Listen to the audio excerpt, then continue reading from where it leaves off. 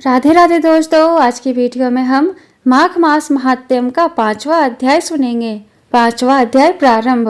दत्तात्रेय जी कहते हैं कि हे राजन, एक प्राचीन इतिहास कहता हूँ।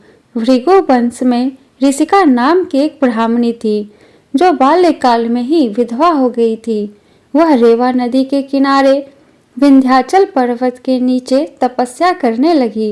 वह जितेंद्रिय, सत्यवक्ता, सुशील, दानशीलता तथा तप करके देह को सुखाने वाली थी। वह अग्नि में आहुति देकर उच्च वृत्ति द्वारा छठे काल में भोजन करती थी।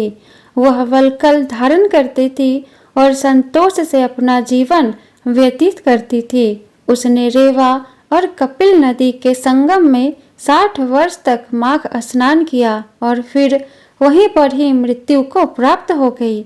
माघ स्नान के फल से वह दिव्य 4000 वर्ष तक विष्णु लोक में वास करके सुंद और उपसुंद दैत्यों का नाश करने के लिए ब्रह्मा द्वारा तिलोत्तमा नाम की अप्सरा के रूप में ब्रह्मालोक में उत्पन्न हुई। वह अत्यंत रूपवती, गान विद्या में अति प्रवीण तथा मुकुट कुंडल से शोभायमान थी। उसका रूप, यौवन और सौंदर्य देखकर ब्रह्मा भी चकित हो गए।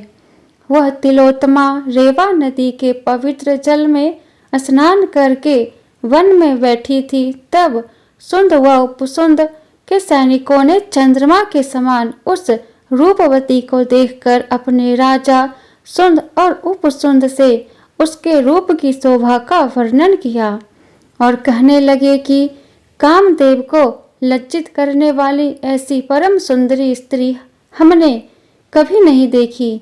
आप भी चलकर देखें।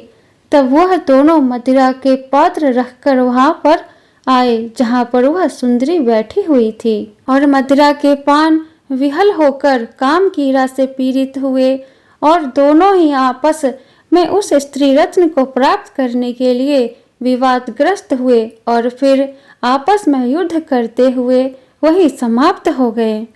उन दोनों का मरा हुआ देखकर उनके सैनिकों ने बड़ा कोलाहल मचाया और तब तिलोत्तमा काल रात्रि के समान उनको पर्वत से गिराती हुई 10 दिशाओं को प्रकाशमान करती हुई आकाश में चली गई और देव कार्य सिद्ध करके ब्रह्मा के सामने आई।